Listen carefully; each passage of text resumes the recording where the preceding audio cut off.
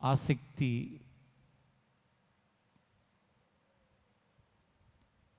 ఉండదు. కానీ విచిత్రమైన విషయం, కొంతమందికి అర్థం కాని విషయం ఏంటంటే, ఆ ప్రార్థనలే నీకు తెలియకుండా నీకొక కాపుదలగా ఉంటాయని తెలియదు. ఎంతోమంది ఏమనుకుంటూ ఉంటారంటే, ఉదాహరణకి నా కోసం ప్రార్థన చేయండి, నా కోసం ప్రార్థన చేయండి అని చాలామంది చెప్తూ ఉంటారు. చెప్పడం తప్పు కాదు. నువ్వు 100 మందికి చెప్తే ఒకడు కూడా చేస్తాడో లేదు. కానీ నువ్వు 100 మంది కోసం ప్రార్థన చేస్తే మాత్రం దేవుడు నీ పక్షంగా సహాయం చేస్తాడు.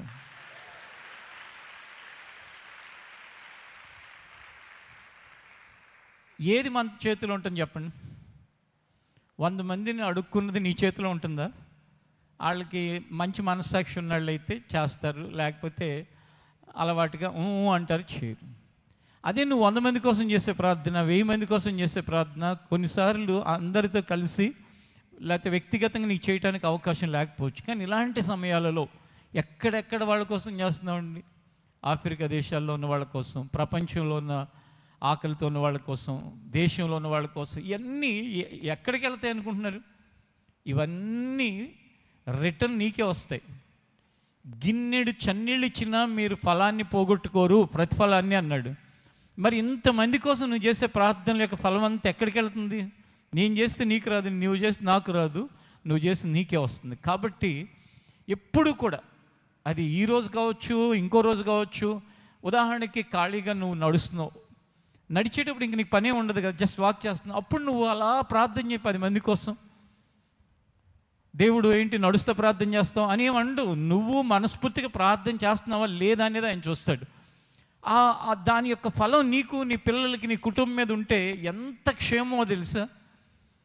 మీలో కొంతమంది కొంతకాలంగా దేవుడిని వెంబడిస్తూ ఈ పరిచయం అయిన దగ్గర నుంచి, మీకు పరిచయం అయిన దగ్గర నుంచి చూసి ఆశ్చర్యం కలుగుతూ ఉంటుంది. అసలు ఇవన్నీ ఎలా జరుగుతాయని, ఎలా ఇదంతా అని. ఒక్కటే కారణం, అదేంటో తెలుసా?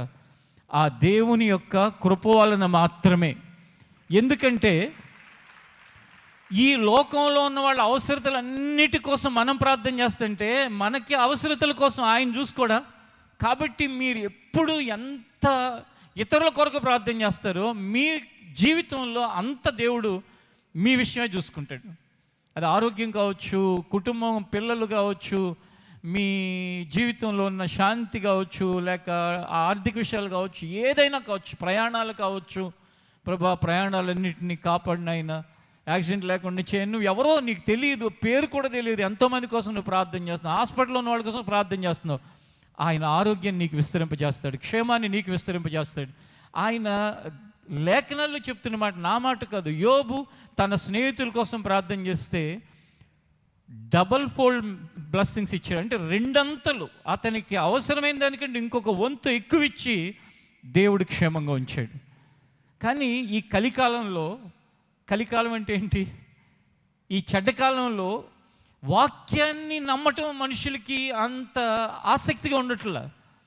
ఎవరో ఒకళ్ళు మోసం మాటలు చెప్తే ఆ మాటలు ఈ కొనుక్కుంబో నీకు అన్నీ అయిపోతాయంటే డబ్బులుగా కొనేయటం. అంతేగాని కలికాలం ఇక మోసమైన మాటల మీద ఉన్న శ్రద్ధ ఈ గ్రంథంలో దేవుడు చెప్పిన మాటల పట్ల ఉంటలా. కాబట్టి ఈ మంచి శుక్రవారం కూడి వచ్చిన ప్రతి ఒక్కరూ కూడా ఈ మంచి సంగతులు, ఏ గ్రంథంలో ఏదైతే దేవుడు రాయించి మనకి బోధింపజేస్తున్నాడో, మన అలా బ్రతకటానికి ఆయన ఎంకరేజ్ చేస్తున్నాడో, ప్రేరేపిస్తున్నాడో, అలా బ్రతికి నీ జీవిత క్షేమం నీ ఆఖరి శ్వాస వరకు. కీర్తనాకారుడు అన్నాడు కదా దావీదు, నా బ్రతుకు దినములన్నీ కృపాక్షేమములే నా వెంట వస్తాయి. ఆ మాట ప్రతి ఒక్కరి జీవితంలో నెరవేరునుగాక.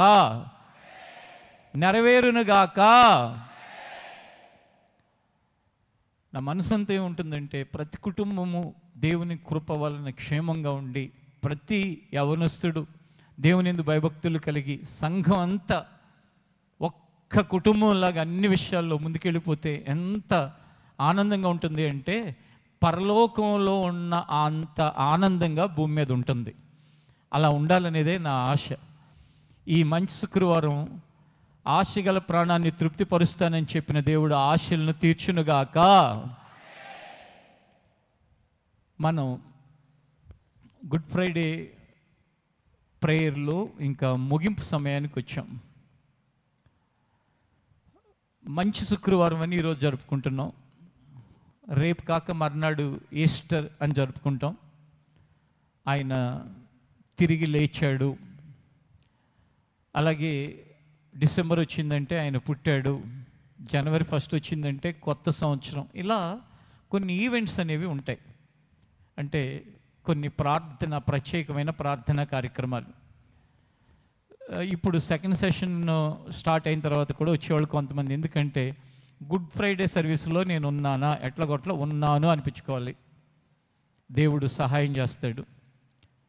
నిజమే. కానీ మనందరము కూడా దేవుని యొక్క నామ మహిమార్థం ఈ భూమి మీద బ్రతికితే 100 లేక 1000 ప్రసంగాల కంటే ఒక జీవితం చాలా ప్రభావవంతంగా మనుషుల మీద పనిచేస్తుంది. మనందరం దేవుని మహిమార్థమై బ్రతుకుతూ వెళుతూ ఉంటే 140 కోట్ల కంటే ఎక్కువైన మన దేశ జనాభా కానీ, 750 కోట్ల కంటే ఇంచుమించు కొంచెం ఎక్కువైన ప్రపంచ జనాభా కానీ ఏ విధంగా ప్రభు వైపుకి తిరగలుగుతారు? ఆ టర్న్ అనేది ఎలా వస్తుంది అంటే, మనం ఎక్కడ ఉంటే అక్కడ ఈ గ్రంథంలో దేవుడు ఏ మాటలు మనతో చెప్పాడు అవి చేయటానికి ప్రయత్నం చేస్తే చాలు. మనం శక్తిమంతులం కాకపోవచ్చు, మన ప్రయత్నం ఏం చేస్తుందంటే ఖచ్చితంగా ముందుకి వెళ్ళేటట్టు చేస్తుంది. కానీ ఇలాంటి ఎన్నో జరుగుతున్నాయి. కానీ ఆత్మీయతలో ముందుకు వెళ్ళటం మాత్రం చాలా తక్కువ కనపడుతుంది సమాజంలో. కానీ దేవుడు ఏం కోరుకుంటున్నాడంటే, ఆయన రాకడ దగ్గర పడుతున్న దినాలలో ఈ ఆత్మీయతలో, అంటే బైబిల్లో ఉన్న వాక్య ప్రకారం నడవటంలో ముందుకు వెళ్ళే వ్యక్తులుగా ఉండాలని ఆయన కోరుకుంటున్నాడు. అందుకే ఈ ముందుకు వెళ్ళే క్రమంలో సిలువలో ఆయన చెప్పిన మాటలు కూడా ఎంతో అవి మనిషికి ప్రయోజనకరమైనవిగా ఉంటాయి. ఆ సిలువలో ఆయన పలికిన మాటలు ఏ విధంగా ప్రయోజనకరంగా ఉంటాయంటే, మీరు మత్తయి సువార్త 23వ అధ్యాయం 34వ వచనాన్ని ఒకసారి మనం చదివితే,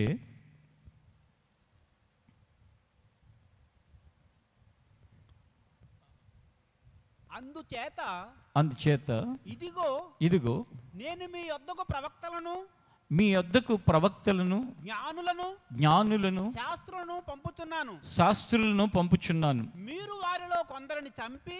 వారిలో కొందరిని చంపి సిలువేయుదురు.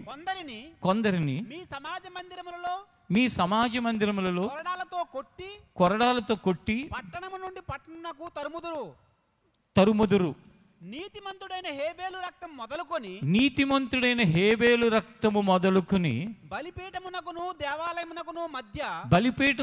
దేవాలయమునకు మధ్య మీరు చంపిన బరకీయ కుమారుడగు జకర్యా రక్తము వరకు భూమి మీద చిందింపబడిన నీతిమంతుల రక్తం అంతయు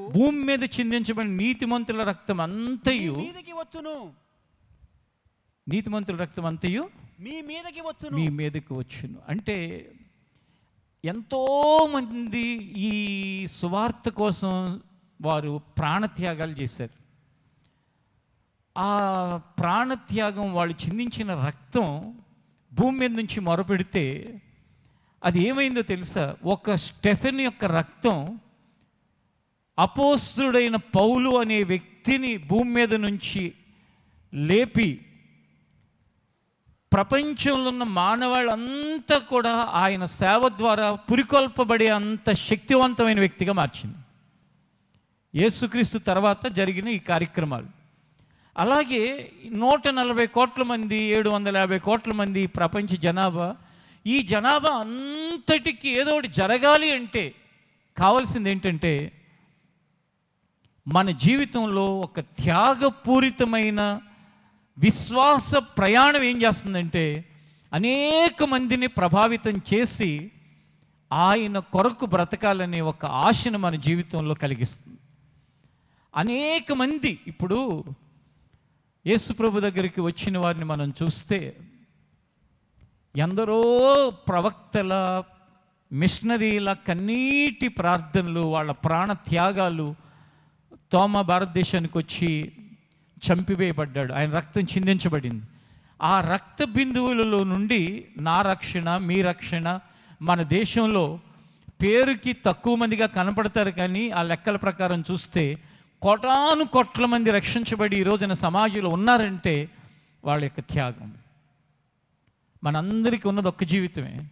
ఈ ఒక్క జీవితం దేవుని చేతుల్లో పెట్టి, దేవా నాకున్న ఈ ఒక్క జీవితం నా ఆఖరి శ్వాసలోపు ఎలాగునైనా అది నా ప్రార్థనల ద్వారా కావచ్చు, లేక నా జీవితంలో నువ్వు ఏ విషయంలో నన్ను బలపరుస్తావో ఆ పని నేను చేయటం ద్వారా కావచ్చు, లేక నా బోధ ద్వారా కావచ్చు, నా సాక్ష్యం ద్వారా కావచ్చు, లేక నేను పేదలైన వారిని ఆదుకునే విషయంలో కావచ్చు, ఏ విధం చేతనైనా కొందరినైనా కదిలించి నీ రాజ్య వ్యాప్తి కొరకు పనికొచ్చే పాత్రలుగా సిద్ధపరచు అని మనం అడిగితే ఆయన ఖచ్చితంగా చేస్తాడు.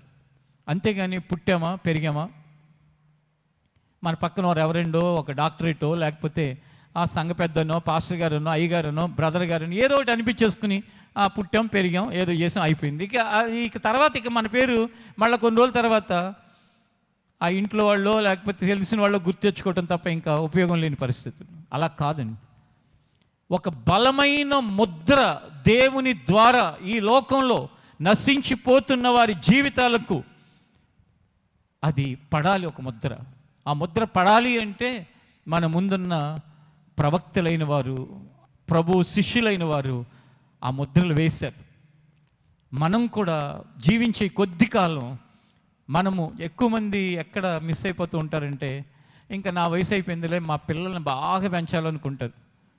వాళ్ళకి యుక్త వయసు దాటిన తర్వాత ఏమని అనిపిస్తూ ఉంటుంది తెలుసా, ఈడు ఎవడికో ఉపయోగపడకపోయినా పర్లేదు కానీ ఈడు మంచిగా ఉంటే చాలురా బాబు అనే పరిస్థితి తెస్తారు వాళ్ళు.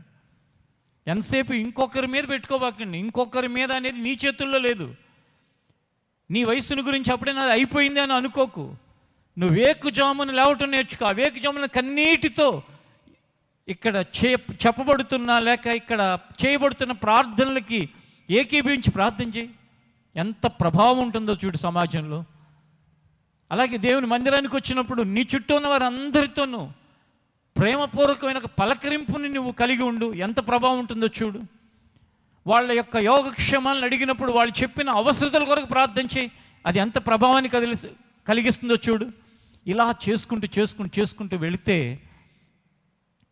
చివరికండి ఈ యాత్ర ముగించబడే సమయానికి నువ్వు లెక్క పెట్టడానికి వీలు కానంత దేవుని యొక్క కృపని నువ్వు పోగు చేసుకుని ఉంటావు. అక్కడికి వెళ్ళిన తర్వాత కమాన్ మై సన్ అని ఆయన నిన్ను పిలుస్తాడు. రా నా కుమారుడా. ఇంకేమంటాడో తెలుసా, బైబిల్లో రాసిన మాట చెప్తాను, బడా నమ్మకమైన మంచి దాసుడా అని పిలుస్తాడు. అలాంటి పిలుపుని కూడి ఉన్న మనందరము కూడా పొందుకునేటట్లుగా దేవుడు చేయునుగాక. ఇక సిలువలో పలికిన మాటల దగ్గరికి వెళితే లోకాసు వార్త 23వ అధ్యాయం 34వ వచనం దగ్గరికి ఒకసారి రండి.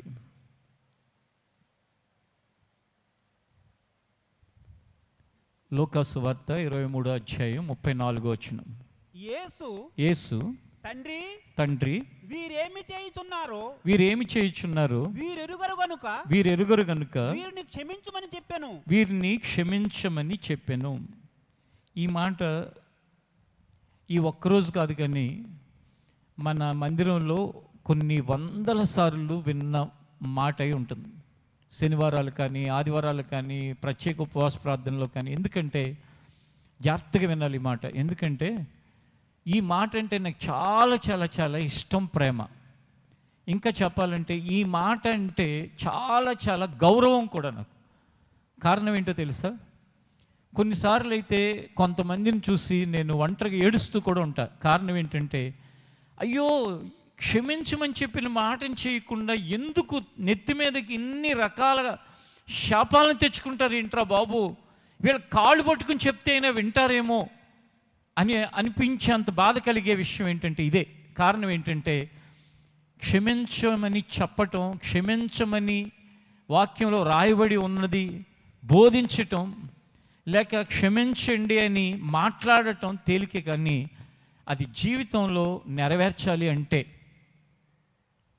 ఏం కావాలో తెలుసా? మనం మన గురించి ఏమాత్రం కూడా ఆలోచించుకొని, అంటే మన గురించి ఆలోచించడం అంటే నేను అనే మాట మన నోట రాని, లేక మన మనసులో దాని గురించి పట్టించుకొని తగ్గింపు, దీనత్వం ఉండాలి. దాన్ని బైబిల్ భాషలో బైబిల్ మాటగా చెప్పాలంటే చచ్చిన కుక్క వంటి వాణ్ణి అనే భావం ఉంటే క్షమించటానికి ఇక మనకి ఏమి అడ్డరావు. ఏం చెప్పాను? అది అంటే నాకు ఎంతో గౌరవం, ప్రేమ, ఇష్టం. ఏదంటే అంటే క్షమాపణ అంటే. మీకు కూడా సిలువలో ఆయన పలికిన మొదటి మాటగా మాత్రమే కాకుండా ఆ మాటను ఇష్టపడటం ద్వారా, ఆ మాటను ప్రేమించడం ద్వారా, ఆ మాట అంటే ఎంతో గౌరవం ఉండటం ద్వారా నేను కలిగి ఉన్న క్షేమం మీలో ప్రతి ఒక్కరూ కలిగి ఉండాలని నేను కోరుకుంటున్నాను. దానికి గౌరవం, ప్రేమ, ఇష్టం ఉంటే ఏం చేస్తామంటే అది నెరవేరుస్తాం. ఎవరన్నా ఆకలితో ఉంటేనండి, ఆకలి తీర్చడం నాకు ఇష్టం అంటాడు ఒక అతను. ఖచ్చితంగా ఏం చేస్తాడు? ఎవరైనా ఆకలితో కనపడటం ఆలస్యం, గబగబా వాళ్ళు ఆకలి తీర్చడానికి ప్రయత్నిస్తాడు. ఎందుకంటే అది అతని ప్యాషన్. దేవుడు ఈ మధ్యాహ్న కాల సమయంలో ఎఫ్ఎఫ్రా మినిస్ట్రీస్లో ఉన్న ప్రతి ఒక్కరికి క్షమించటం అనేది ఒక ఫ్యాషన్గా మార్చునుగాక. అంటే అతనికి అది అతని హృదయం అంతటితో స్వభావమై ఉండాలి. ఎవరు ఏది స్వభావంగా మార్చబడతారో వాళ్ళు ఖచ్చితంగా దాన్ని నెరవేరుస్తారు. ఎంతోమందిని సమాజంలో ఇంటర్వ్యూ చేస్తూ ఉంటారు, సెలబ్రిటీస్ని. నాకు పిచ్చండి అదంటే, నాకు చాలా ఇష్టం అండి, నేను ఎప్పుడు ఇంక అదే ఆలోచించేవాడిని, అందుకే నేను ఇలా అయ్యాను అంటారు. మనకు కూడా అలాంటి ప్యాషన్ మనిషి జీవితంలో ఏది ఉంటే అతను అలా ట్రాన్స్ఫర్మేషన్ చెందుతాడు, రూపాంతరం చెందుతాడు. నేను మనస వాచ కర్మన ఏం కోరుకుంటున్నానంటే, ఇక్కడ ఉన్నవారే కాదు, ఎక్కడ ఉండి వింటున్నా, లేక ఇంకా వేరే వేరే మన అది భాగ్యలతలో జరుగుతున్న, చింతలో జరుగుతున్న, అనాస్పూర్లో జరుగుతున్నాయి ఈ గుడ్ ఫ్రైడే ఆరాధనలు, వారు అందరూ అక్కడే కాదు ఇంకా బయట ప్రాంతాల్లో ఎక్కడ ఉన్న వాళ్ళకైనా అరే క్షమాపణ అనే గుణాన్ని చూడాలంటే వాళ్ళలోనే చూడాలిరా అనేటట్లుగా మనలో ప్రతి ఒక్కరికి దేవుడు ఈ మాటను మన జీవితంలో జరిగించే భాగ్యాన్ని దయచేయాలి. ఆయన దయచేయాలంటే మనకేం కావాలి? ఒక ఇష్టం కావాలి, కోరిక కావాలి, ఆశ కావాలి. ఇష్టపడుతున్నారా? క్షమించే మనసు నాకు కావాలని.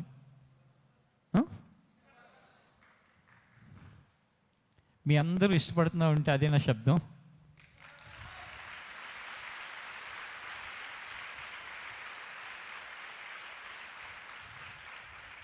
క్షమించే మనసు మీ అందరికీ వస్తే నాకు ఆనందం ఏంటో తెలుసా? దేవుడు మిమ్మల్ని సంపూర్ణంగా క్షమించి క్షేమంగా ఉంచుతాడు.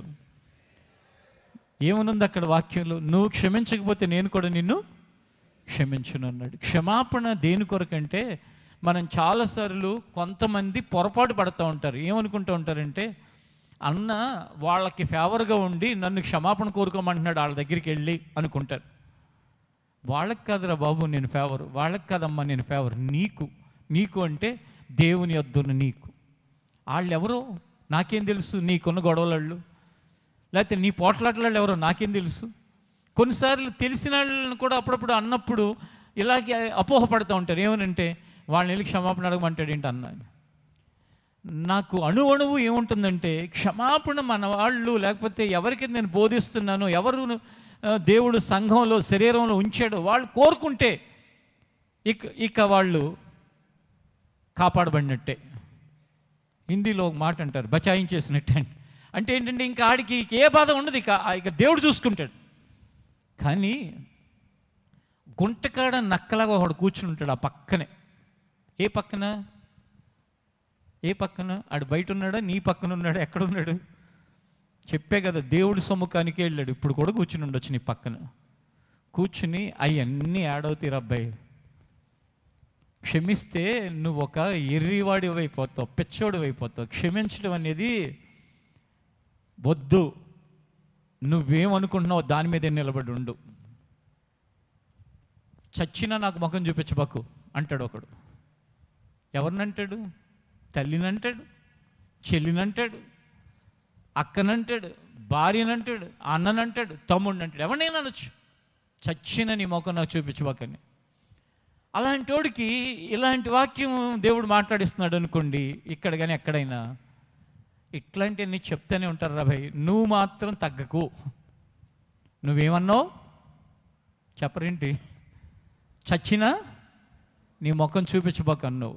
కాబట్టి ఇప్పుడు నువ్వు గనక క్షమించావంటే నువ్వు తక్కువైపోతావు, తక్కువ దానివి అయిపోతావు, తక్కువడి అయిపోతావు. నువ్వు అట్లాంటి చేయటానికి లేనే లేదు అని బాగా జోరీగలాగా చెవిలో దూరి చెప్తా ఉంటాడు. ఆయన్ని నమ్ముకున్నవాడు సృష్టి ఆరంభం నుంచి నేటి వరకు బాగుపడినాడు ఒక్కడు లేడు. ఎవడు నమ్ముకున్నాడు? చెవిలో జోరీగలాగా చేరి ఇలాంటి పనికిమాలిన సలహాలు చెప్పేవాడి మాటలు నమ్మినోడు. మొట్టమొదట అవ్వ నమ్మింది, అయిపోయింది. అవ్వ మాటలు విని ఆదాము నమ్మాడు, వెళ్ళిపోయారు, తోటలోంచి బయటికి పోయారు. తర్వాత లిస్టులో కయ్యూను నమ్మాడు, దేశదిమ్మర అయిపోయాడు. ఏసావు నమ్మాడు, భ్రష్టుడైపోయాడు. సౌలు నమ్మాడు, ఆత్మహత్య చేసుకున్నాడు. మీరు ఎవరినైనా చూడండి, ఆడి మాట నమ్మినోడు ఒక్కడు బాగుపడ్డా. అబ్షాలోము కుర్రోడు, ఈ కుర్రాళ్ళ కోసం ఇది కూడా తెలియాలి. అబ్షాలోము, అరే నీ అంతటోడు లేడురా, మంచిగా ఎల్లో అని చెప్పేసి రెచ్చగొట్టాడు, తండ్రి మీదకి ఎగదోశాడు. ముందు ఒక 50 మంది పరిగెడుతున్నారు కుర్రోళ్ళు. అబ్షాలోము అనుకున్నాడు, నా అంతటాడు లేడు, ఈ ప్రపంచం అంతా నాదే, అదే ఇది అనుకున్నాడు. అయిపోయాడు. ఏమైపోయాడు? దిక్కుమొక్కు లేకుండా భూమికి ఆకాశానికి కాకుండా అయిపోయాడు. ఆ అపవాదిగాడు చెప్పే మాటలు నమ్మినవాడు కానీ విన్నవాడు కానీ బాగుపడినవాడు చరిత్రలో ది గ్రేట్ అలెగ్జాండర్. చివరికి నా 2 చేతులు బయట పెట్టండి, అందరూ చూడాలి, ఏం తీసుకుపోవట్లేదు. వాడి మాటలు నమ్మాడు, నమ్మి ప్రపంచం అంతా జయించాలి, ప్రపంచం అంతా జయించాలి.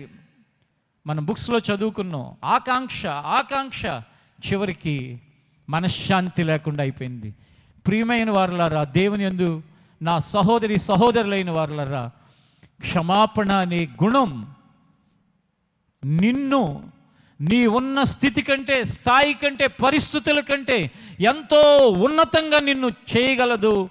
దేవుని దగ్గర నీకు గొప్ప స్థానాన్ని ఇవ్వగలదు. అదే యేసయ్యకి ఇచ్చింది. యేసయ్య అన్నాడు, తండ్రి వీరేమి చేయుచున్నారో వీరెరుగరు, వీరిని క్షమించు అన్నాడు.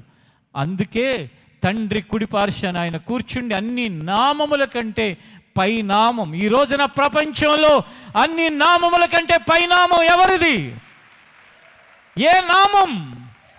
యేసు, యేసు, యేసు. అన్ని నామముల కంటే పైనామంగా చేర్చబడింది, పైనామంగా హెచ్చించబడింది. కేవలం దేని వలనంటే ఆయన క్షమాగుణం వలన. యేసు ప్రభు అనగానే 24 గంటలు నిష్ఠతో ఇతర ఆరాధనలు చేసే వాళ్ళల్లో కూడా ఈ గుణం వాళ్ళని ఆకర్షించినట్టు వాళ్ళు ఎంతోమంది చెప్పుకుంటూ ఉంటారు పబ్లిక్గా. నేను ఏది చేసినానండి, ఆ యేసు క్షమాగుణం దగ్గరికి వచ్చేసరికి నా మనసు అంతా కరిగిపోతుందండి అని ఎంతోమంది గొప్పవాళ్ళు చెప్పింది విన్నాను నేను. అంటే గొప్పవాళ్ళు అంటే లోకానుసారంగా కొన్ని సాధించిన వాళ్ళు ఉంటారు కదా, వాళ్ళు. మరి ఆదివారం మందిరం నాదే అంటాం, దేవుడు నా దేవుడే అంటాం, బైబిల్ సంకన ఉంటుంది, చేతిలో ఉంటుంది, పాటల పుస్తకాలు ఉంటాయి. ఎవరు మీరంటే క్రైస్తవుని అంటావు, క్రైస్తవురాలని అంటావు. కానీ మరి నీ జీవితానికి ఈ క్షమా గుణం అనేది ఒక స్వభావంగా మారిపోయిందా? వీళ్ళు ఎంతమంది అండి భార్యాభర్తలు గొడవపడి రోజులు మాట్లాడుకున్నాళ్ళు? ఎన్ని గుడ్ ఫ్రైడేల్లో విన్నావు క్షమాపణ గురించి? ఏ నిమిషంలో మారవా? నిమిషం చాలా 5 నిమిషాల్లో మారవా? 10 నిమిషాల్లో వదిలి మామూలుగా ఎందుకు ఉండలేవు? అలా మొక్కవంతా పెట్టుకుని సారీ అని హస్బెండ్ అంటే లేకపోతే వైఫ్ అంటే ఇట్లా చెప్తానే ఉంటాను, నువ్వేమీ మారట్లా. అసలు మారాల్సినోడు మారడు, నువ్వు మారట్లేదు అంటాడు. ఎందుకంటే క్షమించమని అడిగినందుకు కలుసు. ఆ అలుసు చూసి ఇంకా నేను అడగను అని మీకు ఒక్కటే చెప్తున్నా, పురుషులు స్త్రీలు ముఖ్యంగా వివాహ బంధంలో ఉన్న వాళ్ళకి, మిమ్మల్ని ఎన్నిసార్లైనా క్షమించమని అడిగినందుకు తక్కువ చేయని, నువ్వు మాత్రం క్షమించడంలో ముందుడు చాలు. ఖచ్చితంగా ఆయన కృప నీ మీద సమృద్ధిగా ఉంటుంది. ప్రభువు దగ్గర అట్టి క్షమాగుణమును కలవారమై ముందుకు వెళ్ళటానికి మన జీవితకాలం అంతా కూడా మన స్వభావంగా మారదామండి. క్షమించటం అనేది మన స్వభావం అని అనుకునే విధంగా మన అందరం మారదామా? రోజుల వరకు ఎవరితోనూ మాట్లాడని, లేకపోతే కోపం పెట్టుకుని, ఎందుకంటే ఉదయం వచ్చిన కోపం సాయంత్రం వరకు ఉంటే అది పాపంగా మారిపోతుంది. ఇంట్లో ఏదైనా కంపు కొట్టేదాన్ని పెట్టుకుంటావా, తీసి బయట ఇసిరేస్తావు. అలాంటిది నీ హృదయమే పాడైపోయేది కోపాన్ని ఎందుకు పెట్టుకుంటున్నావు? ఇసిరివేసి క్షమించి ముందుకు వెళ్ళటం నేర్చుకుంటే మనం క్షేమంగా ఉంటాం. ఇక ఇదే అధ్యాయంలో 43వ వచనాన్ని కూడా ఒకసారి చదువుకుందాం.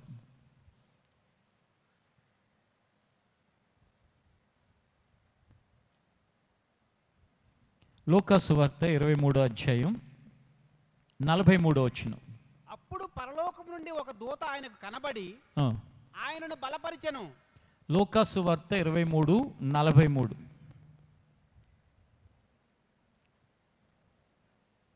అందుకాయన వారితో, నేడు నీవు నాతో కూడా పరదేశులో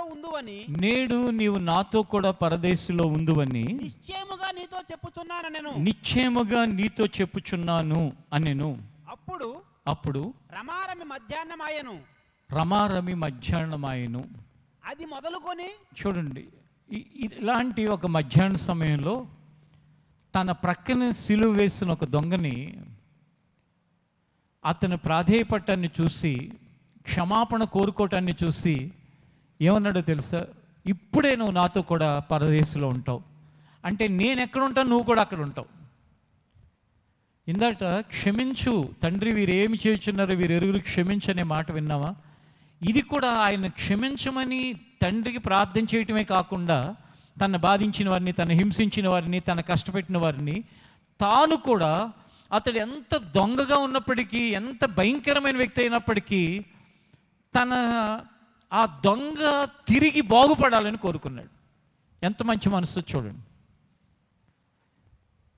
నేనైతే ఇన్ని సంవత్సరాలు నీతిగా బ్రతికాను రా బాబు, నువ్వేమో దొంగతనాలు చేసి బతికావు. నువ్వు నేను ఒకటి ఎట్లా అవుతాం? ఒకవేళ ఒకటి అయ్యామంటే కనుక అసలు నాకు మనశ్శాంతి ఉండదు. ఇప్పుడు ఎవరైనా మన పక్కన కొంచెం దారి తప్పిన వాళ్ళు, చెడిపోయిన వాళ్ళు వచ్చి కూర్చున్నారు అనుకోండి, పాడైపోయిన వాళ్ళు, అసలు కొంతమంది ఎట్లా ప్రవర్తిస్తారంటే, అసలు నా పక్కన కూర్చోవటం ఏంటి, నా దగ్గర నిలబడటం ఏంటి, వీడు నేను ఒకటా అన్నట్టు ప్రవర్తిస్తారు. యేసయ్య పచ్చి ఘోరాతి ఘోరమైన దొంగతనాలు చేసి పట్టుబడి మరణశిక్షను విధించబడిన వ్యక్తిని నువ్వు నాతో కూడా ఉంటావని అంత పెద్ద మనసు చేసుకున్నాడంటే అర్థం చేసుకోండి. ఏమర్థం చేసుకోవాలి? నువ్వు ఎంత పెద్ద మనసు చేసుకుంటే నీకొచ్చే ఆశీర్వాదాలు అంత గొప్పవిగా ఉంటాయి. నువ్వు ఎంత చిన్న మనసు చేసుకుంటే నీకు వచ్చే ఆశీర్వాదాలు అంత చిన్నగా ఉంటాయి. అందాక ఎందుకు? ఇప్పుడు సేవ ప్రారంభమైన దినాల్లో భాగ్యలతల్లో చిన్న ఇంట్లో జరుగుతున్నప్పుడు అక్కడున్న 10 మందిని మనం తొందరగా మందిరం కట్టాలని చెప్పి 100 గజాలు, 50 గజాలు, 60 గజాలు ఉంటాయి కదా గవర్నమెంట్, వాటిల్లో వీటిల్లో తొందరపడి అది చేసామనుకోండి, మీరంతా ఎక్కడున్నారు, ఈ మందిరాలు ఎక్కడున్నాయి, ఈ సేవ అంతా ఎక్కడుంది, దాంతోనే జీవితం అయిపోయింది. ఎప్పుడు నువ్వు నీ జీవితాన్ని గురించి, నీ తోటి వాళ్ళ యొక్క జీవితాల గురించి ఎంత విశాలంగా ఆలోచిస్తావో, అతనికి చదువు ఉందా లేదా, లేకపోతే అతను ఏ ప్రాంతం, లేకపోతే ఏ కులం, ఏ మతం, ఈ కాదు కావాల్సింది. ఆ వ్యక్తి బాగుపడాలి, ఆ వ్యక్తి ప్రయోజకుడు అవ్వాలి, వాళ్ళు మేలు పొందాలి. ఎప్పుడు నీ మనసులో కనుక ఆ మనసు ఉంటే, నీ మనసులో కనుక ఆలోచనలు ఉంటే, నీ హృదయం అంతా కనుక దానికోసం తప్పిస్తే, ఎందుకంటే వాక్యమే కదండి, నిన్ను వలే నీ పొరుగువాడిని ప్రేమించాను. యేసు ప్రభు తన ప్రక్కనే దొంగుంటే తనలాగా ప్రేమించబట్టేగా పరదేశంలోకి రా అన్నాడు. అవునా కదా? నీరసంగా ఉందా? చెప్పండి.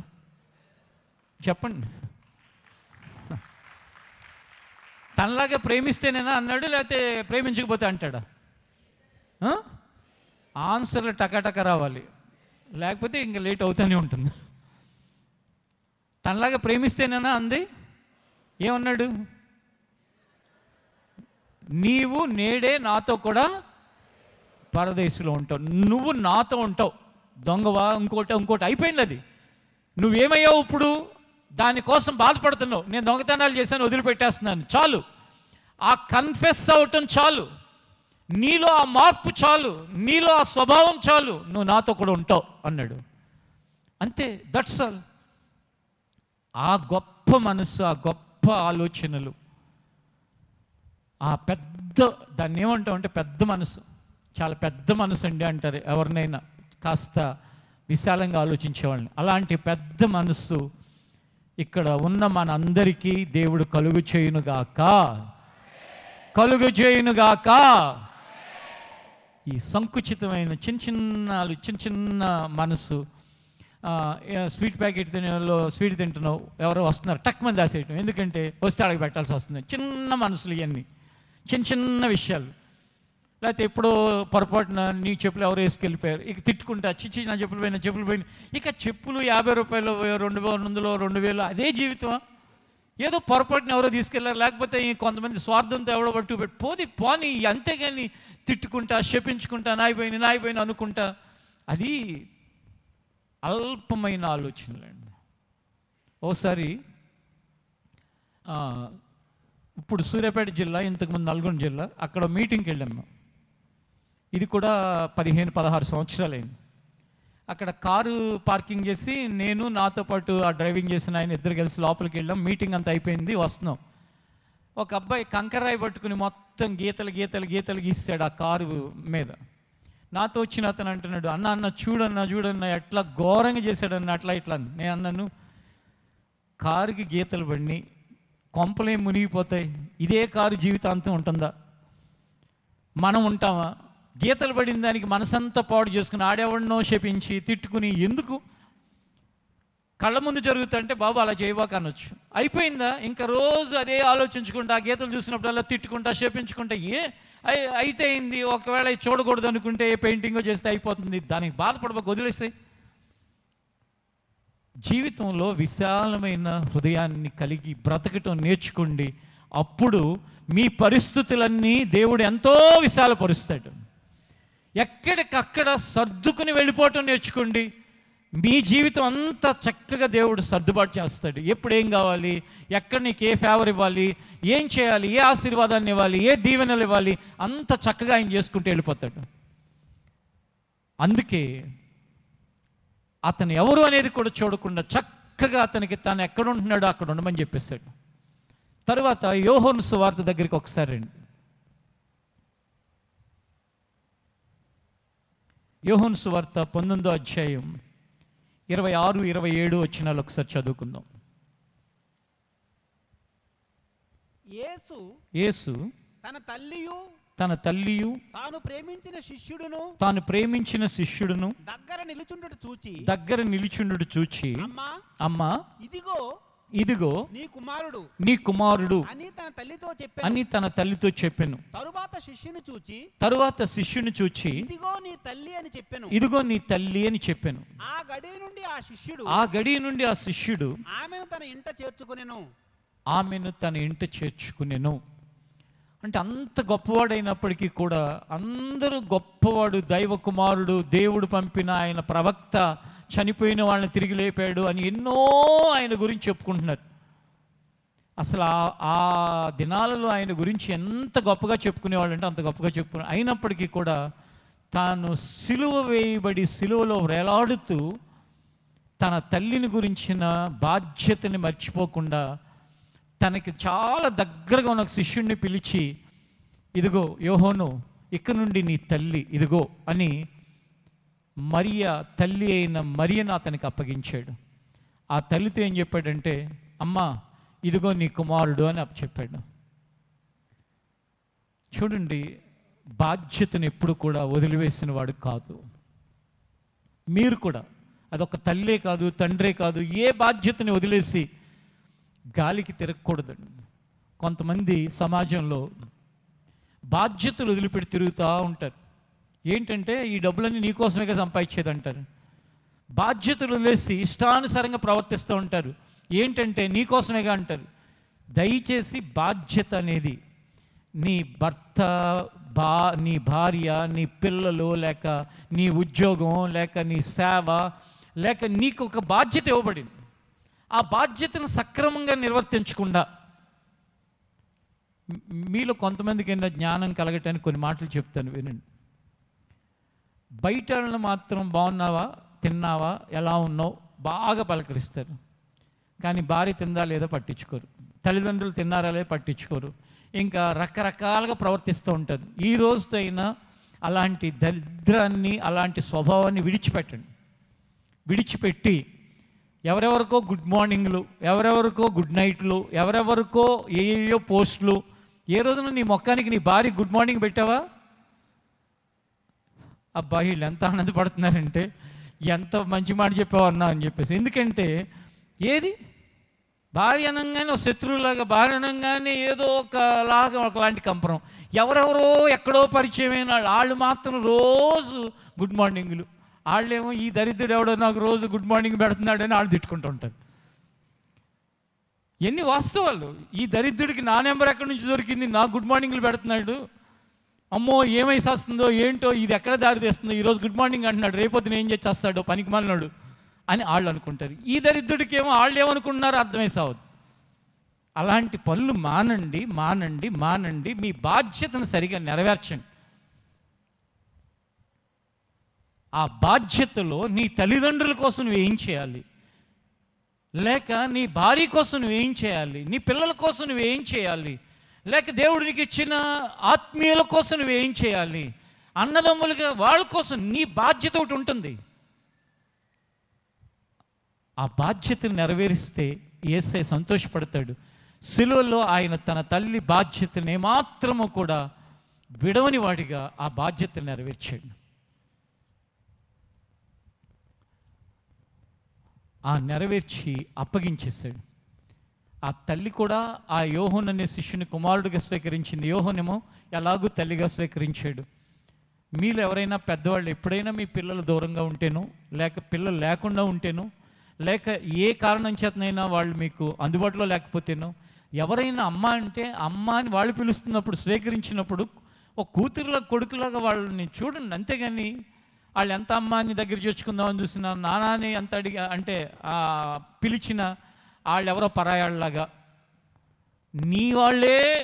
నీ వాళ్ళలాగా మిగిలిన వాళ్ళందరూ వేరుగా అట్లా ఉండకండి. అది ఆత్మీయ సంబంధమైన వ్యక్తులకు తగదండి.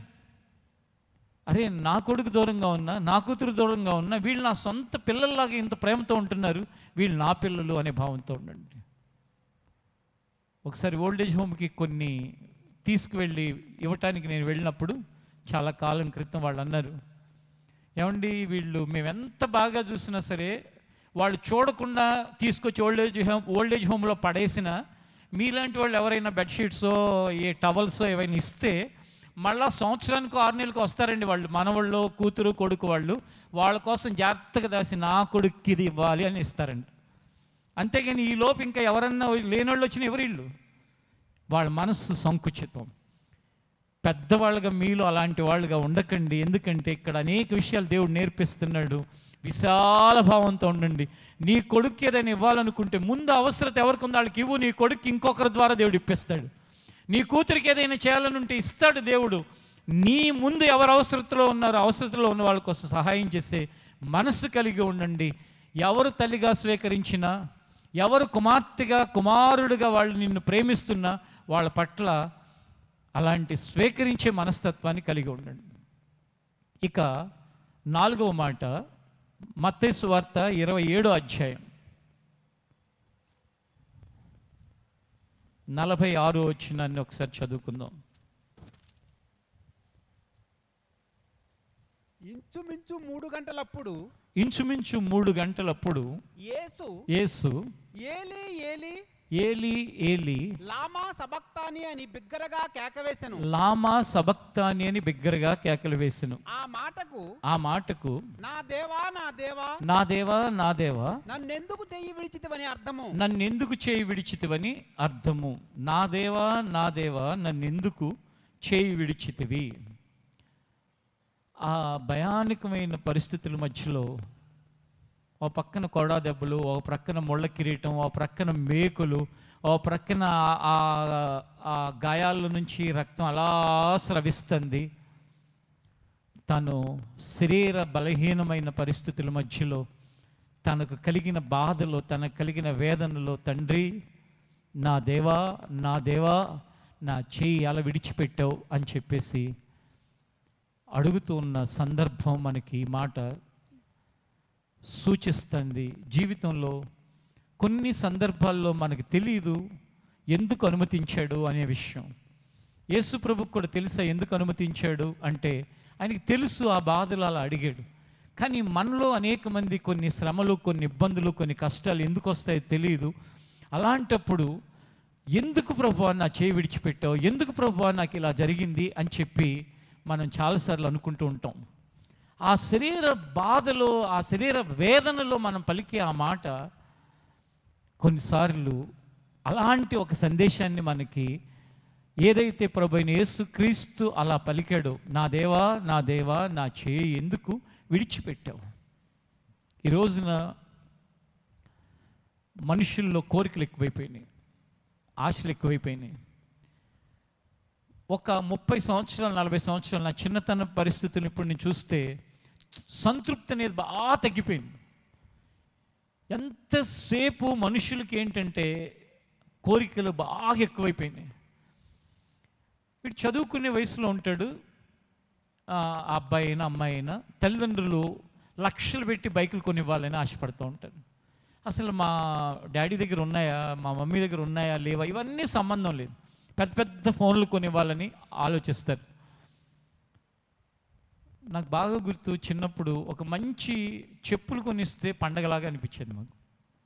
కారణం ఏంటంటే అందరూ అప్పుడు స్లిప్పర్స్ అలాంటివి వేసుకుని తిరిగేటప్పుడు లెదర్కి సంబంధించినవి కనుక కొని, ఆ రోజులు తక్కువ మంది దగ్గర ఉన్నాయి కనుక ఉంటే, అబ్బా మంచి ఎంత గొప్ప పని చేశారా మా నాన్న, నాకు మా డాడీ నాకు ఇచ్చాడు అని అనుకునేవాళ్ళు మనుషులు. అంటే వాళ్ళ ఆలోచన విధానం, వాళ్ళ సంతృప్తి చిన్న చిన్న విషయాల మీద ఉండే. కానీ ఇప్పుడు అమ్మా నాన్న అవసరమే చచ్చిపోయినా పర్లేదు, కానీ నాకు మాత్రం బైక్ కావాలి, నాకు కారు కావాలి, లేకపోతే నాకు గోల్స్ బంగారు గోల్స్ కావాలి, లేకపోతే నాకు ఐఫోన్ కావాలి. ఇవన్నీ ఏంటంటే అమ్మ బాధపడిన పర్లా, నాన్న బాధపడిన పర్లేదు, ఎవరు బాధపడిన పర్లా, అలాంటి పరిస్థితుల్లోకి వెళ్ళారు. అప్పుడు ఈ కృష్ణవంతుని మాట్లాడుతున్నారు ఏమనంటే, నీ కొడుకును కాదు నేను, అసలు మా అమ్మ అని చెప్పుకుని సిగ్గేస్తాను, నాకు నేను చచ్చిపోతాను, నేను పోతే నీకు సంతోషం, ఇలాంటి మాటలు. కానీ భరించలేని పరిస్థితుల్లో యేసయ్య అంటున్నాడు, నా దేవా నా దేవా నా చేయి ఎందుకు విడిచిపెట్టావు. ఎంత వేదనకరమైన సందర్భంలో మాత్రం పలికిన మాట అది. మన జీవితంలో కూడా కొన్ని పరిస్థితులు మనకు అర్థం కానప్పుడు నువ్వు అన్నంత మాత్రం ఏదైనా, ప్రభువా ఎందుకయ్యా నా చేయి విడిచిపెట్టావు అంటే, నన్ను అలా అంటావని ఆయన ఏమి అనుకోడు. కారణం ఏంటంటే ఆయన మన తండ్రి. దీనిలో ఇంకోటి కూడా మీరు నేర్చుకోవాలి. ఏంటో చెప్పనా, మీ లోపల ఎలాంటి పెయిన్ ఉన్నా, ఎలాంటి బాధ ఉన్నా దేవునితో చెప్పటం నేర్చుకోండి. అంతేగాని వాళ్ళతో వీళ్ళతో కాదు. వాళ్ళతో వీళ్ళతో చెప్తే వాళ్ళు ఏం చేస్తారో తెలుసా, నీ మనసును పాడు చేస్తారు. అదే ఆయనతో చెప్పేసుకున్నావు అనుకోండి, ఆయన నిన్ను ఓదారుస్తాడు, నిన్ను ధైర్యపరుస్తాడు, నిన్ను బలపరుస్తాడు.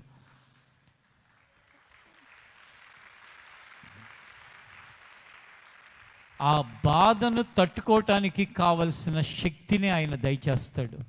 అది ఆయనకి ఇవ్వబడింది. ఇప్పుడు యోహాను సువార్త 19వ అధ్యాయం 28వ వచనాన్ని కూడా ఒకసారి చదువుకుందాం. ఇక్కడ పలికిన 5వ మాట సిలువలో, అటు తరువాత సమస్తమును అప్పటికి సమాప్తమైనదని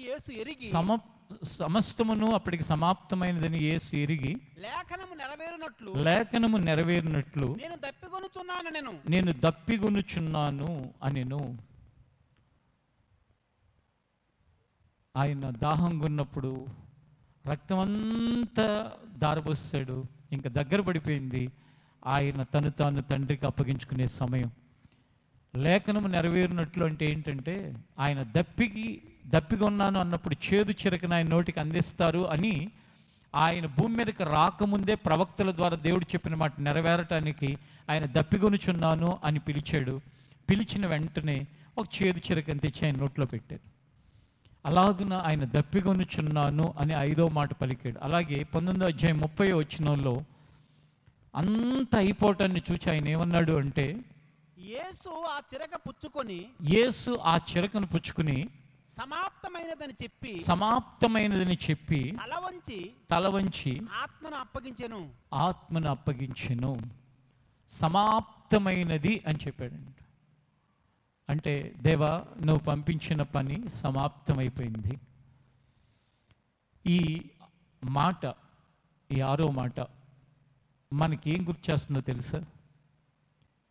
పుట్టామా, పెరిగామా, బాగానే అన్నీ అనుభవించామా అని కాదు చూసుకోవాల్సింది.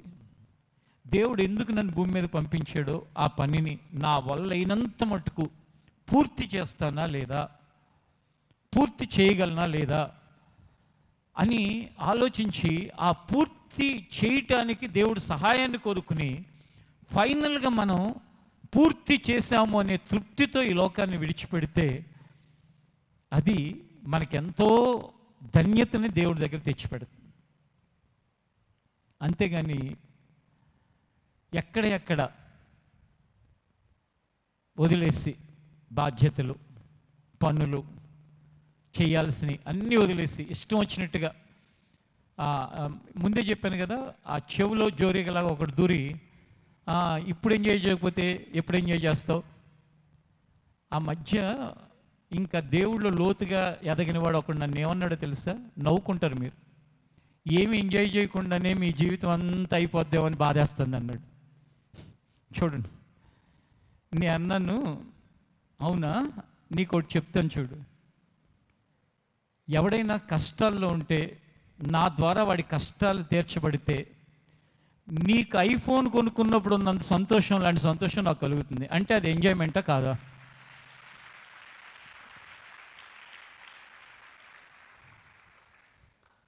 ఎవడైనా మారు మనసు పొందితే, మారు మనసు లేనివాడు రక్షించబడి దేవుడు రాజ్యం కోసం సిద్ధమైతే నీకు కారు కొనిపెడితే వచ్చే సంతోషం లాంటి సంతోషం నాకు వస్తుంది. అది ఎంజాయ్మెంటా కాదా? ఎవడైనా వ్యసనాల్లో నుండి బయటపడి ఆ వ్యసనాలన్నీ వదిలేసి మంచిగా బ్రతుకుతుంటే నాకు ఒక గొప్ప అవార్డు ఇచ్చినంత సంతోషంగా అనిపిస్తుంది. ఎందుకంటే ఒక రోజున దేవుని దగ్గర నేను అది పొందుతానని ఇక్కడే నేను చూస్తాను. అది ఎంజాయ్మెంట్ కాదా? ఏది కాదు. జీవితంలో ఎంజాయ్మెంట్ అనే పదానికి రకరకాల అర్థాలు. ఇప్పుడు ఒక దొంగకి ఎంజాయ్మెంట్ ఏంటో తెలుసా? మీ అందరి బంగారం ఇప్పుడు కనుక తీసుకోగలిగితే ఆ దొంగకి మంచి ఎంజాయ్మెంట్ వస్తుంది. కారణం ఏంటంటే ఆడి పనే దొంగతనాలు కదా. ఈ బంగారం అంతా పట్టుకుని మంచిగా మంచి నాకు గిట్టుబాటు అయింది అనుకుంటాడు. అదే ఇతరులకి దయ చూపించేవాడు అవసరమైతే తన బంగారాన్ని అమ్మి ఒకళ్ళ ప్రాణాన్ని కాపాడాడు అనుకోండి, అది అతని ఎంజాయ్మెంట్. కాబట్టి మీరు మీ బాధ్యతలు పక్కన పెట్టేసి, మీకు ఇచ్చిన పనిని పక్కన పెట్టేసి, దేవుడు మిమ్మల్ని దేనికోసం ఈ భూమి మీద ఉంచాడో దాన్ని వదిలేసి వాడెవడో ఏదో ఎంజాయ్మెంట్ అంటాడని, ఈమె ఎవరో ఏదో ఎంజాయ్మెంట్ అందని, వాళ్ళు ఏదో అన్నారని, జీవితం ఇంకింతేనా అన్నారని మీ యొక్క పనిని మాత్రం వదులుకుని వదిలిపోయే రోజున అంటే చనిపోతేనే కాదు, దేవుడు రాకడ వస్తే కూడా వెళ్ళిపోతాం. పోయే అన్నప్పుడల్లా ఈ రెండు గుర్తుపెట్టుకోండి. అంతేగాని మాటికి పోయే అంటారు ఏంటనుకోబాకండి.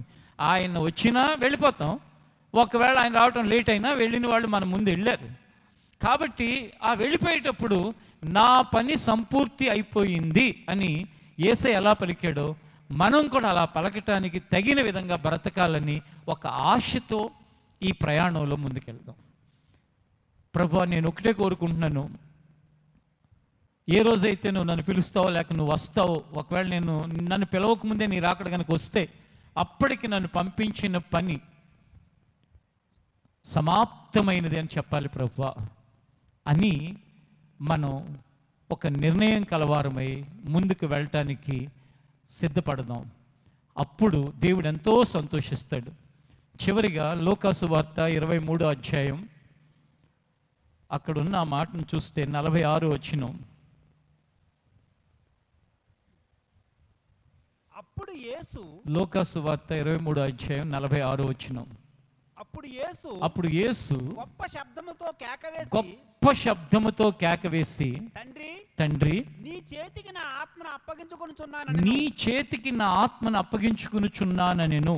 ఆయన ఇలాగు చెప్పి ప్రాణము విడిచెను. ఏమన్నాడు ఆయన? చెప్పండి, ఏమన్నాడు?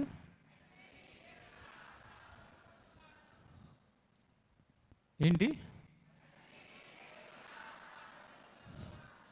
తండ్రి నీ చేతికి నా ఆత్మను అప్పగించుకొనుచున్నాను. ఇది సిలువలో ఆయన పలికిన చివరి మాట. కొందరు చక్కగా ఇలాంటి మాట పలికి ఈ యాత్ర ముగిస్తూ ఉంటారు. నాకు తెలిసిన మా ఇంట్లో పెద్దవాళ్ళు, మా అమ్మమ్మ, ఇలా కొంతమంది 85 ఆ సంవత్సరాల్లో చక్కగా ఉదయమో అంతకుముందు సాయంత్రం నీరసంగా అవటం, బలహీనం అవటం, ఇంకా దేవుడు రమ్మంటున్నాడని పిలుస్తున్నాడని చెప్పటం, వెళ్ళిపోవటం. నిజంగా ఎంత చక్కటి జీవితం అండి. అలానే హఠాత్తుగాను కాదు, అలా అని ఇంకా వేరేగాను కాదు, చక్కగా తండ్రి నా ఆత్మ నీకు అప్పగిస్తున్నాను అని చెప్పి చక్కగా తండ్రి దగ్గరికి వెళ్ళిపోయిన యేసయ్య మన జీవితాలకు ఎంతో ఆదర్శం. ఆయన పలికిన మాటలు మన జీవితాన్ని ఎంతో ఎంకరేజ్ చేస్తున్నాయి ఆయనలాగా బ్రతకటానికి.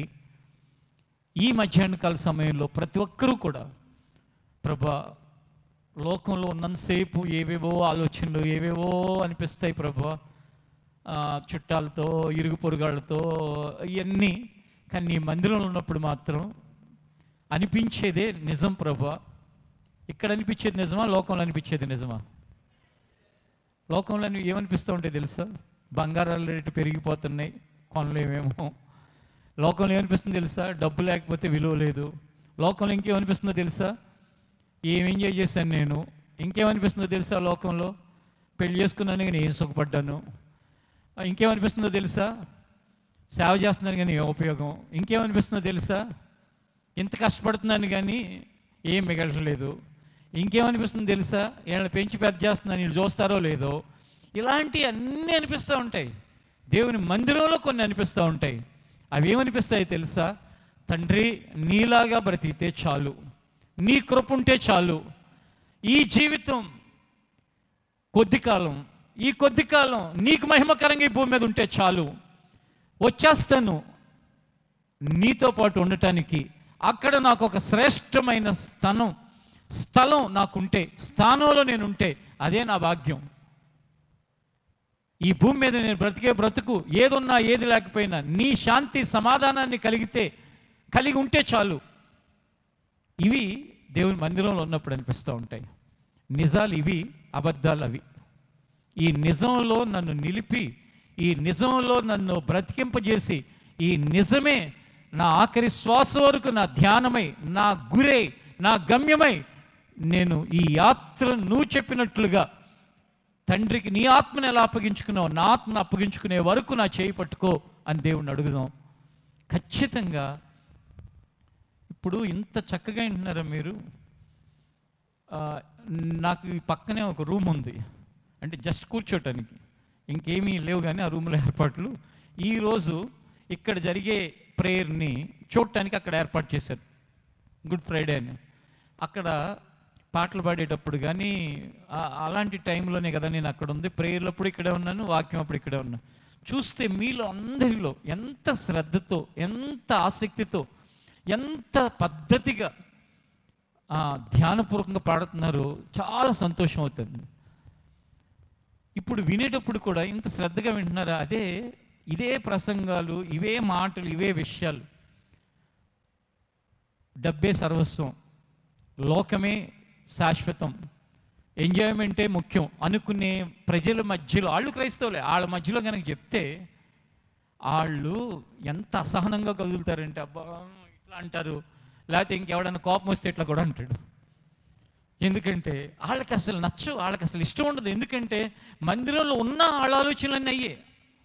కానీ 100% కాకపోయినా 80-90% మందికి దేవుడి కోసం బ్రతకాలని, దేవుడే సమస్తమని, దేవుడి కోసం ఈ భూమి మీద ఉన్న ఒక్క జీవితం ఆయనకు అప్పగించాలని ఉన్నవాళ్ళు ఉన్నారు. కాబట్టి మనస్ఫూర్తిగా ఏదైతే విన్నామో అలాగున దేవా, నీ గ్రంథంలో వ్రాయబడిన మాటలు, నువ్వు మాకు బోధింపజేసిన విషయాలు, నీ యొక్క సేవకుల ద్వారా మమ్మల్ని దిద్దుతున్న విషయాలు కానీ, హెచ్చరిస్తున్న విషయాలు కానీ, ఆదరిస్తున్న విషయాలు కానీ, బ్రతకమని ఎంకరేజ్ చేస్తున్న విషయాలు కానీ, అలా బ్రతికేటట్లుగా మమ్మల్ని సిద్ధపరిచి, మేము కూడా ఒక రోజున సమాప్తమైనది తండ్రి నా ఆత్మనికి అప్పగిస్తున్నానని చెప్పగలిగే వారిగా మమ్మల్ని సిద్ధపరచుని దేవుణ్ణి అడుగుదాం. అట్టి భాగ్యాన్ని ప్రభువు మనకు సిద్ధపరచునుగాక, అనుగ్రహించునుగాక, అన్నిటినీ నెరవేర్చునుగాక, బలమైన పాత్రలుగా ఈ భూమి మీద నిలుపునుగాక.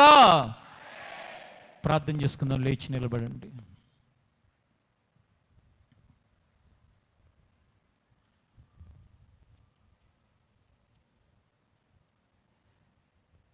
ఎవరైనా బలహీనులు, నిలబడలేని వారు ఉన్నట్లయితే మీరు కూర్చునైనా మీ మనసులో అనిపించినది ఈ మందిర ఆవరణములో వింటున్న దేవుని మాటలను బట్టి నీకు కలుగుతున్న ఆలోచనలు, ఆశలు, నీ కలుగుతున్న కోరిక ఆయన ఎదుట పెట్టి, దేవా నన్ను ఇలాగున చేయని అడిగితే దేవుడు ఖచ్చితంగా చేస్తాడు.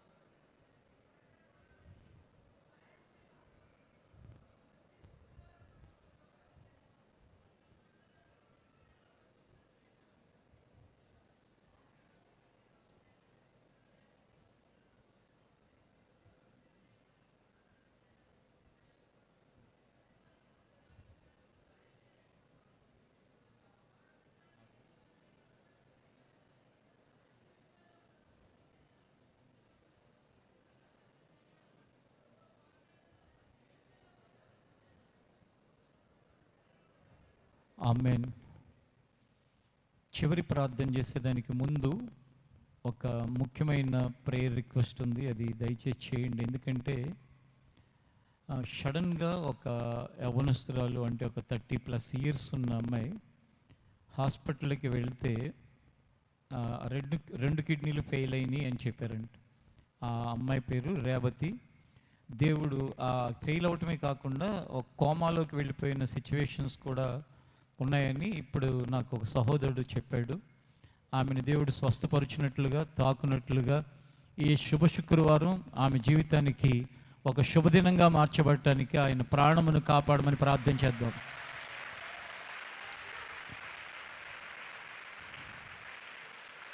ప్రార్థన చేయండి, అందరూ ఎలుగెత్తి ప్రార్థన చేయండి. దేవా, దయ చూపించు నాయన, యవ్వనకాల జీవితం నశించిపోకుండా కాపాడుతండ్రి. ప్రభావాన్ని పంపి ఆ బలహీనమైన పరిస్థితి నుంచి విడిపించు దేవా.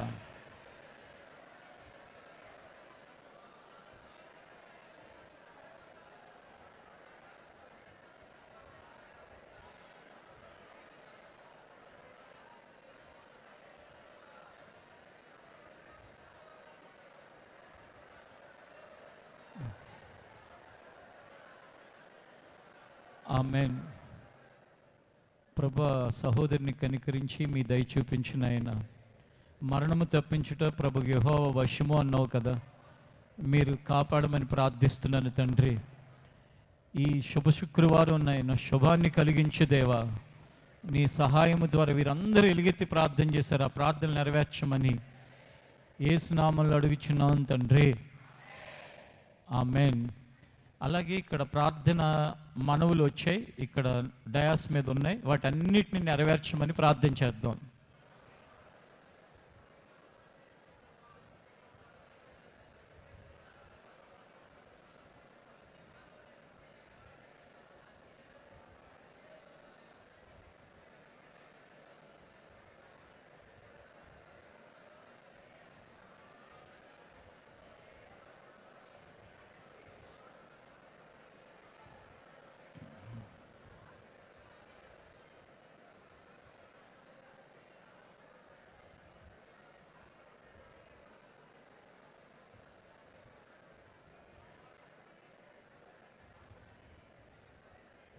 ఆమేన్.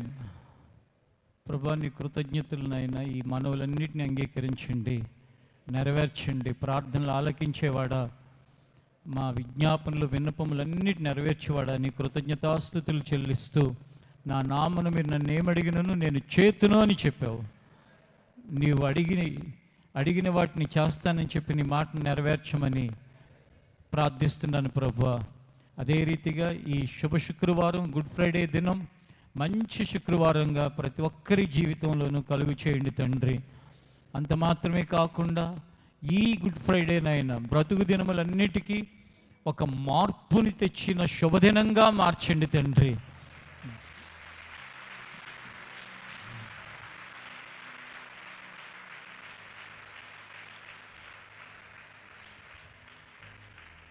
ఈ గుడ్ ఫ్రైడే ఆరాధన కోసం నాయన వ్యయ ప్రయాసలు కోర్చి ఆయా ప్రాంతాల నుండి నీ సన్నిధిలో ఉన్నవారే కానీ, ఇక్కడ పనిలో ఉన్నవారే కానీ, ఆహారం సిద్ధపరచుటలో ప్రయాసపడిన వారే కానీ, ఎక్కడ ఎవరు ఏ పనిలో ఉన్నవారందరినీ ప్రత్యేకంగా బలపరచండి. అన్నిటికంటే ముఖ్యంగా ఈ మొదటి సెషన్ నుంచి ఇప్పటి వరకు మీరు మాట్లాడిన ప్రతి మాట, ప్రతి ప్రార్థన, ప్రతి ఆత్మ సంబంధమైన తాకుదలను బట్టి నీ కృతజ్ఞతాస్తుతులు నాయన. నీ వాక్యం అందరిలోనూ నెరవేరును గాక అని ప్రార్థిస్తున్నాను. సమస్త మహిమ, ఘనత, ప్రభావాలు మీరే పొందుకోమని యేసు నామములో అడుగుచున్నాం తండ్రి. ఆమేన్. ఈ గుడ్ ఫ్రైడే ఆరాధన ముగించబడింది. ఒక అనౌన్స్మెంట్ జాగ్రత్తగా వినండి. ఇప్పుడు ఫుడ్ ప్యాకెట్స్ మీకు అక్కడ ఇస్తారు. ఇచ్చిన తర్వాత లాస్ట్ ఫాస్టింగ్ ప్రేయర్ అంటే జనవరి 26 అనుకుంటా, ఆ ప్రక్కన మొక్కల కోసం ఆ సైడ్లో పాతిన దిమ్మల మీద కూర్చుంటున్నారు. అవి ఏమవుతాయి అంటే లోపలికి పాతల పైపైన ఉన్నాయి. గబాలని ఎవరిని కూర్చున్నప్పుడు కనుక జారితే ప్రమాదం. కాబట్టి అంటే ప్రమాదం పెద్ద ప్రమాదం కాదు, పడిపోతారు మీరు. అక్కడ కాకుండా ఎక్కడైనా ఆ మెట్ల దగ్గర లేకపోతే అక్కడక్కడ కొన్ని బెంచెస్ ఉన్నాయి, అక్కడో ప్రస్తుతానికి మీరు ఇక్కడ ఉండి తినాలి అని అనుకుంటే ఈ క్యాంపస్లో అలా చేయండి. రాబోయే కాలం దేవుడి చిత్తమైతే అదంతా ల్యాండ్ అదంతా వేస్తే కనుక అక్కడే కూర్చుని తినడానికి అవకాశం ఉంటుంది. కనుక ఆ చిన్న కరెక్షన్ జాగ్రత్త. ఆ రోజు నేను వెళ్ళిపోతాను భయం వేస్తుంది. చాలామంది కూర్చున్నారు, అరే ఎవరైనా జారితే లేనిపోయింది ఇబ్బంది అవుతుంది అనుకున్నాను. ఇప్పుడు మరలా గుర్తొచ్చింది, అలా ఆ దిమ్మల మీద కూర్చోకండి. ఎక్కువ లోతు పాత ఉంటే ఏంటంటే అవి జారకుండా ఉంటాయి, అది గమనించండి. ఆశీర్వాదపు కోరస్తో మనం ముగింపులోకి వెళ్దాం. ఆశీర్వాదించుము మమ్ము దేవా, నిన్నైనా దీవెనతో పంపుమయ్యా. ఆశీర్వదించుము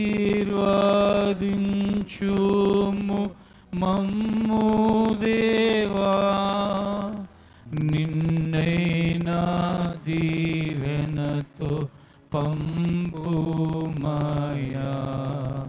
నీదు సన్నిధిలో మేము నిలచి పొందేదామెన్నో మేలులను. నీదు సన్నిధిలో మేము నిలచి పొందేదామెన్నో మేలులను. పొందేదామెన్నో మేలులను. పొందేదామెన్నో మేలులను.